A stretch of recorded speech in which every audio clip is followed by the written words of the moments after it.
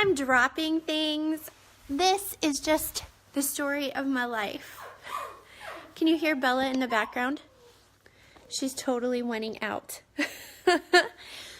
I am gonna do a little tour of the Valentine household with a little behind the scenes truth. So, I don't know about you, but a few days ago, we decorated our house for Christmas. We traditionally go and chop down our tree the Friday following Thanksgiving. And then soon after, we transform our house to all things Christmassy. And I think we did what so many other people do.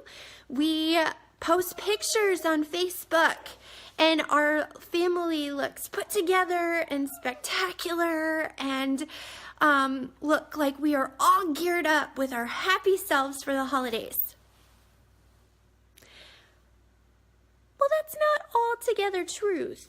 That's not altogether what you would have seen behind the scenes. So, truth. Today's about truth. What you would have seen on this day that we decorated our house for Christmas is a mom losing her ever-loving mind. I don't know. There's something about when all of us are decorating the house together that it is like full out chaos. And I just start to go a little nuts out. Case in point, story of this ornament. The pickle ornament. Anybody else do a pickle ornament? There's a story behind this lovely ornament, and the story is this. Every year we have this tradition where when we are ready to open presents around Christmas, Mom hides the pickle on the Christmas tree. It's a German tradition. I'm German. We never did it in my family, but I thought when I had kids, this will be a lovely activity. So I hide it, and then the kids come and try to find it. And the first person to find the pickle ornament gets to open their presents first. Sounds really lovely. Except when, on the day where we were decorating for Christmas, Mr. Hayden, our 6-year-old, found the pickle ornament packed away with all of the other ornaments, and this is what I heard. Let's hide the pickle. Let's play hide the pickle. Let's do it. Let's play. Let's play. I want to play. Can we play now, Mom? Can we play? Can we play? Can we play? I never, ever was so upset with myself for starting this silly little tradition that I was like, oh my gosh, I'm going to lose it if I hear one more thing about this silly pickle. So, what that is to say, we are not an airbrush family. Behind the scenes, we are crazy. We have a lot of crazy, and I don't always keep my cool, nor does Jamie, for that matter. All right, so I said I was going to take you on a further tour beyond the pickle. And this tour is the tour of my desk. It's actually Jamie's desk, my desk. I love this desk. I love it because my husband made it. Because he's creative and crafty and artistic and wonderful. But I also I hated this desk. Remember I said this is a story about getting real and a story about hope. So here I am at our desk. And you guys, it was about this time, 2 years ago, when Jamie was seated at this desk, which is where our computer is, and it is where we primarily pay our bills, where he was sitting neck deep in bills. And they were my medical bills. And this was months after I had opened my own business. And he brought me into the office and he talked to me about having to get another job. because we couldn't pay our bills. Okay, you guys, this is not something people talk about.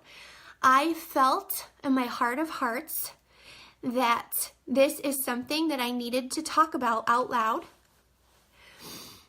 because I know that we are not the only family around the holidays that struggle financially. I know this because pretty much every family who has college debt, graduate school debt, a mortgage, cars, and children is likely to struggle financially at some point in their life. Especially if they have other things like cars that break down or need new tires, or medical expenses that come out of nowhere. And so I remember on that day when Jamie called me into the office, my very first feeling that I had was intense guilt and shame. Because you see, I blamed myself for my medical stuff. I blamed myself for starting a new business. I blamed and blamed and blamed. And so I went from this desk feeling panic-stricken, guilt, and shamed, which was not because of him, it was because of my own mind. And that night, when we went to bed, I entered into battleground territory with God. So I'm walking, and the battleground territory occurred here on my bed. I couldn't sleep. My gut was in turmoil. My head wouldn't stop. My heart was beating fast. And it was here on this bed with Jamie snoring next to me that I started to cry and I started to pray. And I prayed to God, God, I will do whatever it takes to help my family out of this mess.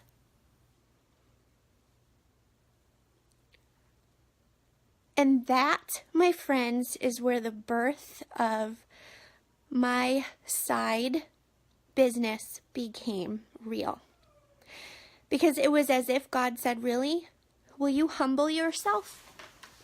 Will you empty yourself of pride and your care about what other people think? And I said yes. And that very next day, I posted my first post about Plexus. I knew not a thing of what I was doing. I barely understood the compensation plan. I'm not a salesperson. I never have been. I'm a sharer. I'm a carer. But I knew there was something within me that knew I am going to do this. I am going to give it my all. And it doesn't matter what people think. It matters that we get our family out of debt. It matters that I'm not panic-stricken in my bed. It matters that my husband doesn't have to get another job and be removed from my kids and myself, because I need him here. And so that began.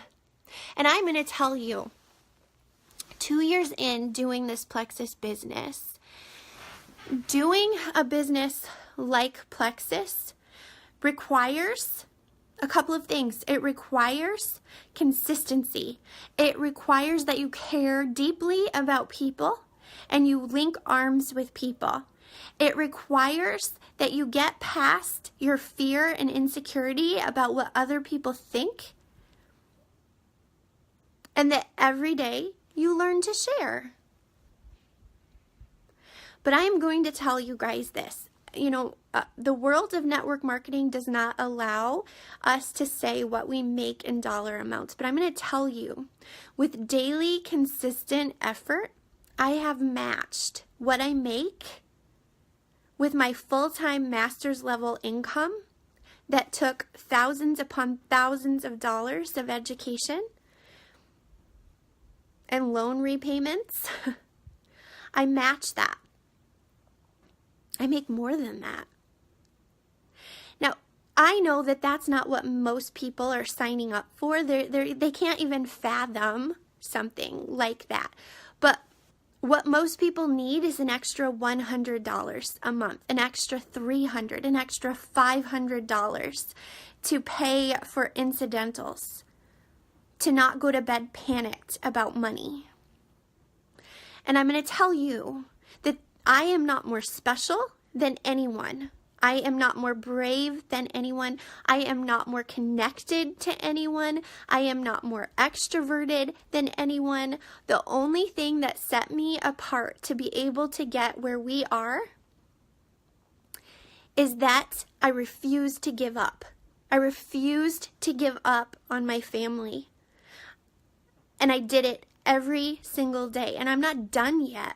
Our dreams continue to get bigger and bolder. Our prayers about this business continue to get brave and big and bold. So if this is you, that you are sick of struggling, that you are sick of laying in bed with anxiety about finances in your head, I am not asking for you to comment below. I am not asking for you to be public about it. What I am asking for you to consider is talking with me about the opportunity that this business has brought for me, and to then pray about it and seek God's guidance to see if maybe this is something for you. I believe that there is someone watching, because I know that there are people who watch, who never say anything until I'm in a store with them, and then they'll come up and say something. I know that there are watchers, but I am telling you, this may be the very thing that gets your family, gets you the ability to have some financial freedom. Maybe there are things that you feel like God has called you to do, but your traditional job doesn't allow you to do. Maybe you have dreams about writing. Maybe you have dreams about adopting or being a foster care parent, but you're not present because your job takes you outside of the home or doesn't pay enough for you to do those things. Maybe you have dreams of going on mission trips, but your traditional job doesn't allow you the freedom of time or the financial ability to pay for such things. Maybe God is planting seeds. He's planted seeds in your heart, in your soul.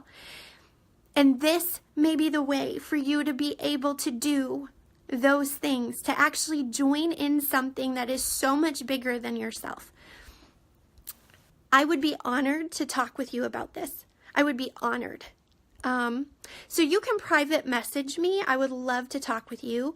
If this is something you'd like to check out, we are going to actually be having a 7-day group, which allows for you to explore Plexus at a very minimal cost for 7 days, to learn about the products, to learn about testimonials, to learn about the business, and see if this would be maybe, just maybe, a thing for you.